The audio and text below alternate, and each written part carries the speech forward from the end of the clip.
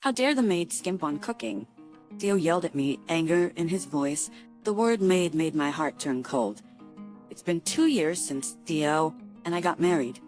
All this time had he seen me not as his wife but as a maid. Tears blurred my vision.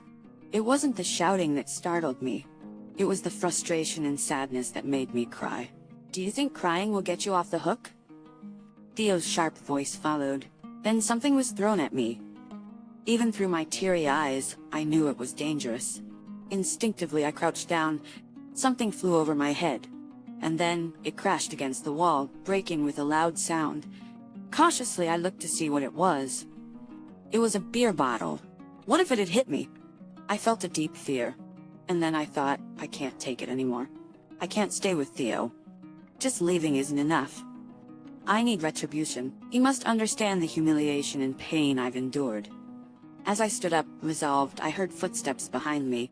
My name is Iris Smith. I'm a 29-year-old housewife. It's been 2 years since I married Theo, but we haven't been blessed with children yet. Instead, about 6 months ago, we started living with my father-in-law, Cody. Last March, his wife, my mother-in-law, passed away, leaving him alone. I couldn't leave my dad alone in the house, so after discussing it, we invited him to stay with us. We're currently living in an apartment, but we're planning to buy a new house next spring. Theo's income is decent and we're living comfortably. I have to be happy, otherwise Theo wouldn't be satisfied. You really are frail, aren't you? Theo said, more in disbelief than concern. I managed to sit up in bed. I'm sorry. It's okay. I'll take out the trash for you, he said, leaving the room. Theo helps with the housework sometimes.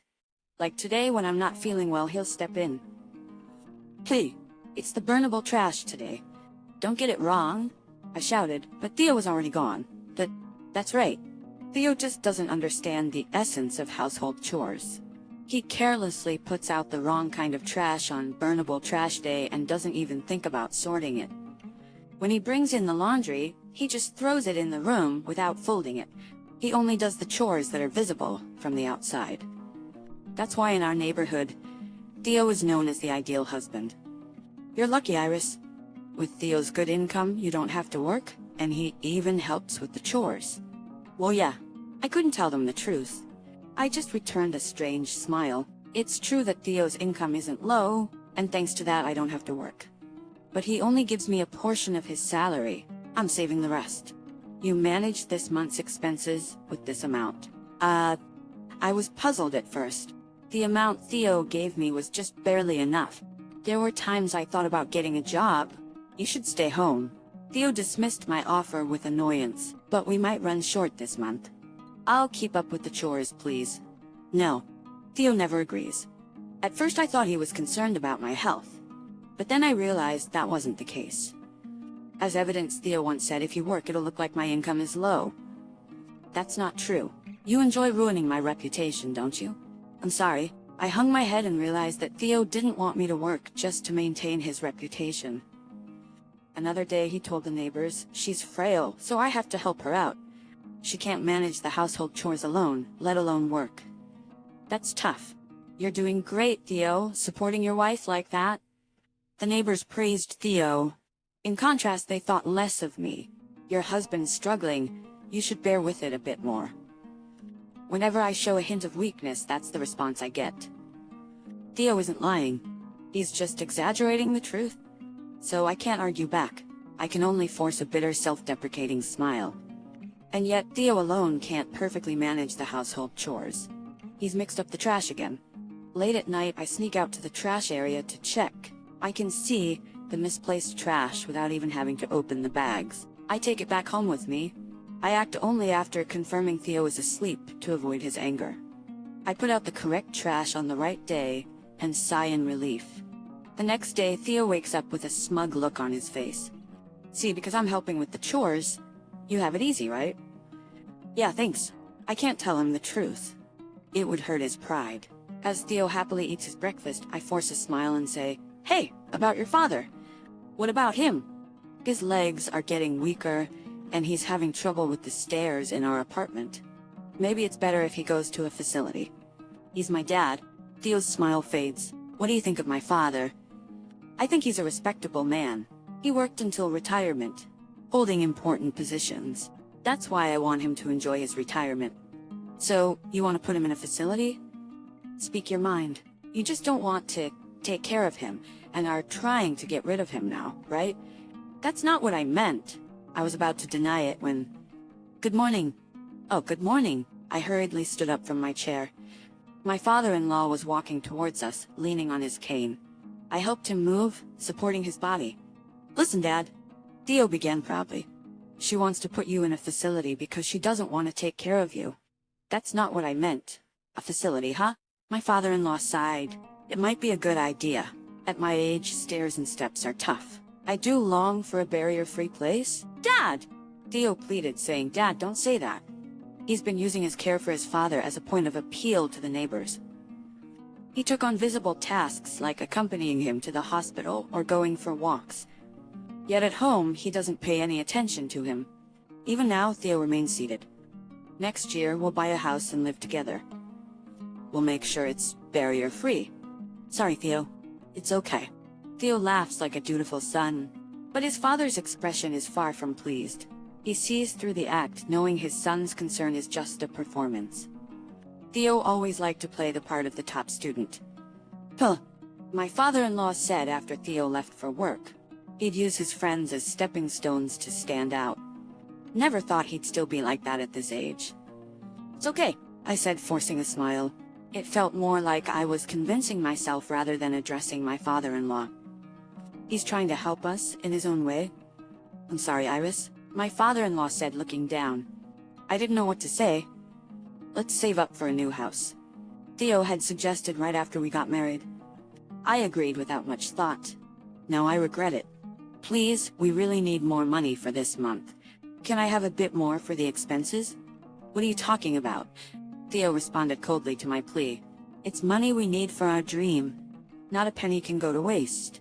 It's not a waste. Food, utilities, no matter how I calculate, it's not enough. That's because you're being too lenient. He declared, think harder. There must be something you can cut back on. But I was at a loss. What else could I sacrifice? I was wearing clothes I bought years ago. And had decided to only get my hair cut once every 6 months. Even with groceries, I bought discounted items and used beans to bulk up meals. There's no luxury in our life. Perhaps the only excess is Theo's nightly beer and snacks. Thinking this, I spoke out. What about Theo's drinks and snacks? That's me rewarding myself for working hard. Oh right, I nodded, thinking I never had a moment to reward myself. I would love to have a dessert, like pudding. But there's no money for such luxuries in the budget Theo gives me. Anyway, managing the finances is your job. Do your best. Yeah, I'll try. I thought I was already doing my best. But I couldn't say it out loud. You wouldn't listen anyway if I said. Besides, he's saving for our dream of a new house. That dream will soon be a reality. Theo is working hard for that. I'll do my best. That's the spirit. Theo replied with a satisfied smile. I'm gonna take a bath. Can you get my change of clothes ready? Got it, I said, taking his jacket from him. At that moment, I was struck by a realization. Theo's jacket smelled of perfume. He doesn't wear perfume. Then why? Iris? What's wrong? Nothing, I said with a forced smile, covering up my turmoil. Inside, I was near panic. Why would Theo's jacket have the scent of perfume on it? Had someone been close to him? A woman? Who could it be? It could be a coincidence. Maybe someone wearing perfume was near him on a crowded train. I thought so, but the more I thought about it, the more my suspicions grew like a balloon. I couldn't convince myself. Theo might be cheating. I had reached that conclusion. Despite Theo working hard every day. Doubting him seemed terrible. I thought so, but I couldn't stop. I thought about confiding in my father-in-law, but decided against it. He had already lamented Theo's true nature. I didn't want to trouble him further with Theo's issues. This was something I had to bear alone. If I'm gonna keep doubting, a few days later, with a sense of desperation, I contacted a private investigator. I hoped for Theo's innocence to be proven. While wishing for that, I requested an infidelity investigation. The results came quickly. I hesitated to open the envelope, struggling with my decision. Finally, I pulled out the documents. No way. I was speechless. There were photos of Theo looking intimate with a woman. Looking intimate with a young woman. Photos capturing their intimate moments were enclosed. Theo, I collapsed in tears. Why? I looked at the photos while crying. Incredibly, Theo had been visiting the construction site of our new house with his mistress. What was he thinking? As I read further into the investigation results, it turned out that most of the money Theo claimed he was saving was actually being spent on his mistress. It was a devastating realization. He makes me live like this, yet he's with her. I see now. A wave of emotion surged from the pit of my stomach. It was a mix of sadness and anger. I couldn't bear it anymore. When Theo comes home today, I'll show him these results. I decided, but it felt pointless. What would confronting him with the truth achieve? Theo would surely be furious. He probably never gives in. What would I do then? What did I want to do with him? I don't want to break up. I blurted out involuntarily. Despite his betrayal, I still couldn't bring myself to hate Theo. I loved him so much, that's why I married him. But what about him? Does he still love me? I don't know, but I didn't want to break up. I wanted to pretend I hadn't seen anything and continue living with Theo. In our new house with my father-in-law, and maybe eventually have children. I dreamt of such a life, but my thoughts crumbled with my tears. It can't be true. This can't be happening. I felt nauseous as I cried. I locked myself in the bathroom. The nausea wouldn't go away. After taking some medicine, I barely made it to my bed. It was already evening when I looked at the clock. I have to prepare dinner, but I couldn't move. Theo would be home soon. What should I do? In desperation, I made a decision. I'm sorry, I'm feeling sick today. I couldn't cook, so can you make do with this? I said this to Theo as he came home, observing his reaction. The dinner table was laid with frozen, ready-made dishes. These were mainly things I had stocked up to satisfy my hunger at lunch. Pasta and hamburgers. They must have been Theo's favorites. However, Theo glared at me furiously. "Don't mess with me," Theo said in a low, grumbling voice. "What do you mean by a maid skipping cooking?" he shouted. His loud voice, filled with anger, made me cower. Tears streamed from my eyes, not out of fear but frustration. So that's how Theo saw me. Not as his wife, but just as a maid. But just as a working maid. "You think crying will get you off the hook?" he shouted sharply, grabbing something and throwing it. I instinctively crouched down. Crash. The sound of something breaking. Turning around, I saw a beer bottle had hit the wall and shattered. The remaining contents slowly stained the floor. I'd had enough. I suddenly thought, I can't stay with Theo anymore. But just leaving wasn't enough. Theo had called me a maid.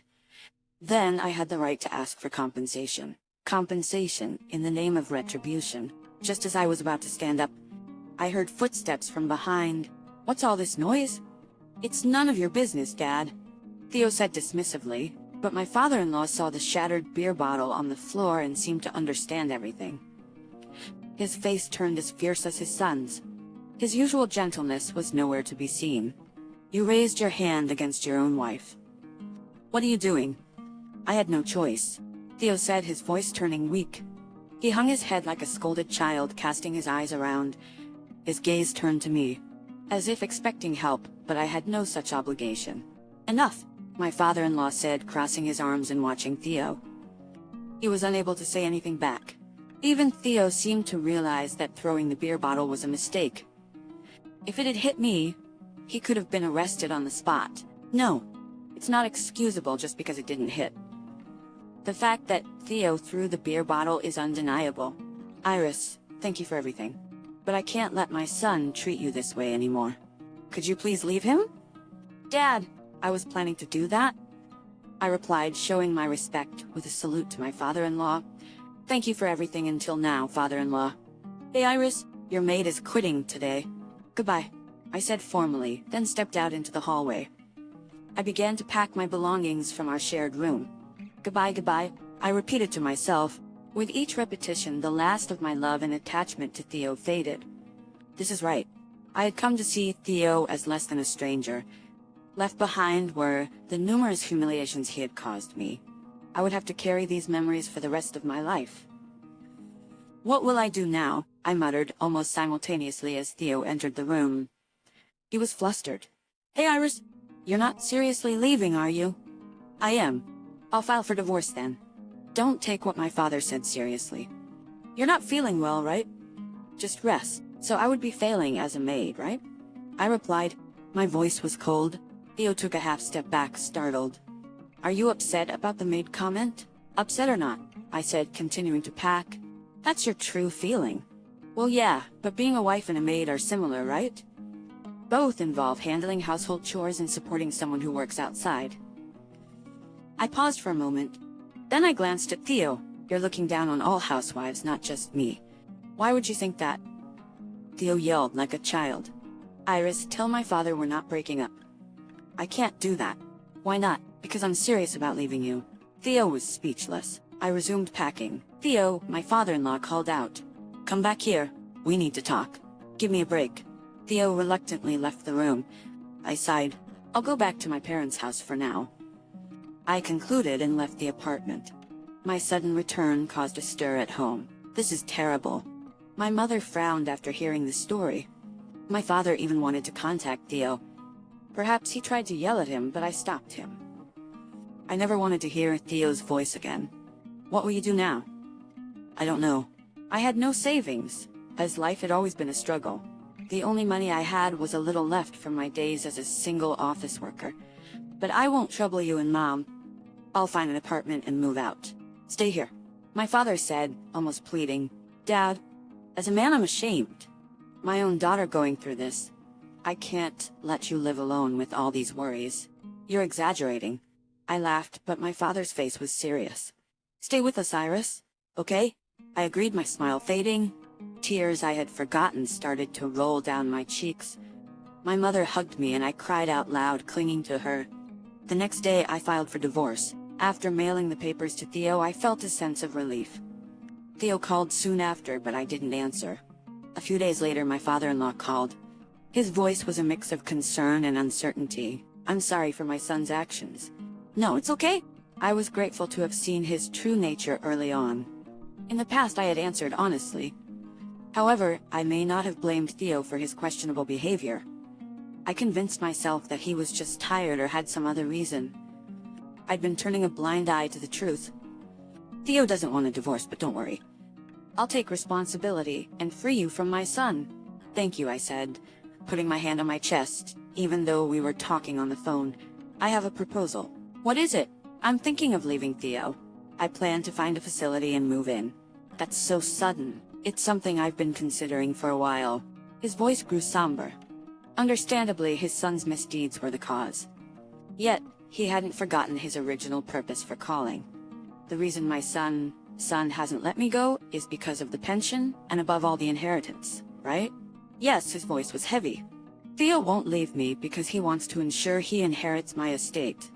You must have heard something from him. Yes, Theo often mentioned it.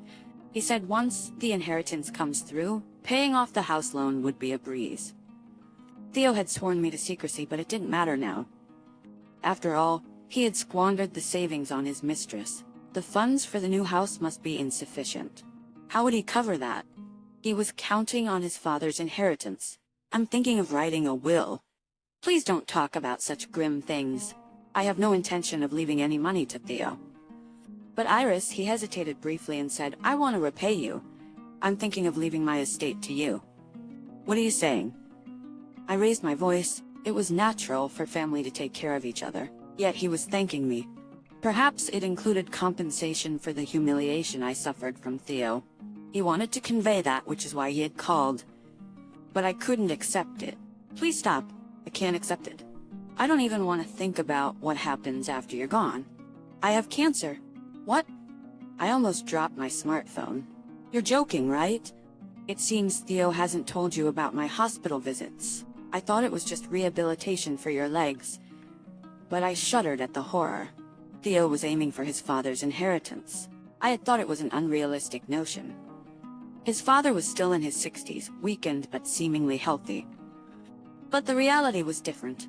Theo was expecting his father's imminent departure and the inheritance to fall into his lap. Would anyone honestly want to leave an inheritance to such a son? If that's the case, the pieces of the story started to fit. together in my mind. My father-in-law was furious. Quietly but surely, he had been waiting for an opportunity to retaliate against his son. And now he had found an ally in me. I understand, I'll follow your wishes, father-in-law, I said. But in return, could you help me with something? What is it? I want to give Theo and his mistress a taste of their own medicine, I said honestly. My father-in-law had opened up to me, so now it was my turn to be candid. Theo plans to move in with his mistress into the new house after our divorce. That foolish son. But before that, I'm going to make sure he breaks up with her. I had a plan, and if my father-in-law supported it, there could be nothing more reassuring. 3 days later, Theo called me furiously. Iris, what did you tell my father? What do you mean? I feigned ignorance, even though I knew exactly what he was talking about. His voice trembled as he spoke. My father is going to disinherit me. If that happens, all his money won't go to you. I said calmly. Theo's voice became frantic. Not just that, he met with Mary, my girlfriend, and persuaded her to break up with me. He told her about how I threw a beer bottle at you and called you a maid. But all of that is true, right? I thought to myself, Theo had it coming. He looked down on women. Once his true nature was revealed, any woman would leave him. Especially someone who extracted money from him like water. I couldn't believe she loved Theo for who he was, but rather was attracted to his financial appeal, I said. Mary said she didn't think I was that kind of person. But you are that kind of person, Theo lashed out. What's your problem? But I didn't care. I was the one who had informed my father-in-law about the mistress. You're bold, Theo, I said, choosing a mistress from the same apartment complex. I was utterly dismayed. It was a clear sign of how little he regarded me. But if it weren't so, my father-in-law with his bad legs wouldn't have been able to meet the mistress. You're the one who instigated my father, I said. Why would you think that? Ignoring my question, Theo continued angrily. This is roundabout. If you wanted me to break up with Mary, you could have told me directly. Instead, you embarrassed me by having my own father expose my shame. That would have a bigger impact on you. I replied calmly.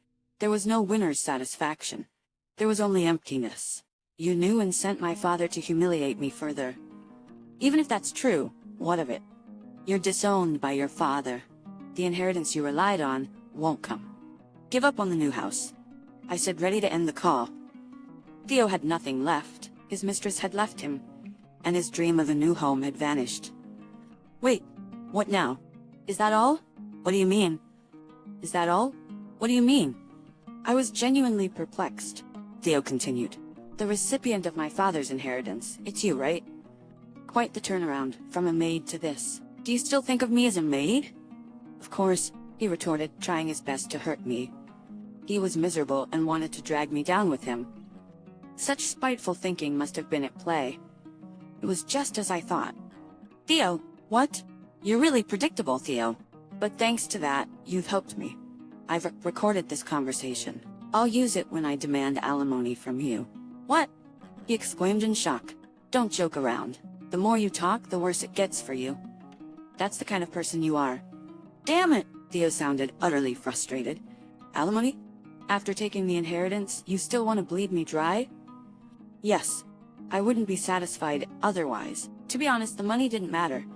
All I wanted was an apology from him. It should have been enough. You greedy woman, he finally said in a fit of sour grapes, ending the call. I sighed. He still doesn't understand how wrong he was. Muttering to myself, I spread out the documents on the table. Evidence of Theo's infidelity. Copies of a diary I kept, detailing the cruel actions Theo had continuously taken against me. I gathered these and sent them anonymously to the company where Theo worked. Then I found out what happened to Theo from a desperate call he made to me. Just stop it. My reputation is in tatters. I can't stay at my job and I'm being ignored by the neighbors. But it's all true. If you wouldn't admit it, let others judge. That's what I thought. And they judged Theo as the bad guy. Still, he continued to defend himself. Now I'm unemployed and you want alimony? I can't pay that. Really? But you had that savings. I reminded him. He seemed taken aback. I spent all that money on Mary. I don't have a penny left. That's pathetic. Mary too had left him after all his devotion. I wonder what Theo, who can't cook, will do now. For himself it looks like now. Now, unemployed Theo must be in a pitiful state, holed up in his apartment, which couldn't last long. Once his food runs out, he'll have to go outside. And when he does, he'll face the cold stares of the neighbors. All at once. Come back to me. Why would I? If you come back, it'll clear up the misunderstandings the neighbors have about me. Misunderstandings? That's right. It's all your delusion. His tone softened. You were weak, and couldn't work or manage household chores properly. I was supporting you, Iris. So, I felt a cold wind blow through my mind as I spoke. That's how you treat me as weak and try to owe me a favor. I don't want to owe you a favor. I won't be fooled again. No matter what you say, you can't undo those words. I declared, referring to the day he called me a maid. Our relationship as husband and wife had ended then. It could never go back to how it was. Goodbye, Theo. Iris! Wait, Iris! Theo's desperate shout echoed in my ears. I frowned and ended the call. My father-in-law contacted me. The facility you recommended is great. I'm glad. He had achieved his dream of barrier-free living. I don't have long left. I just want to live comfortably.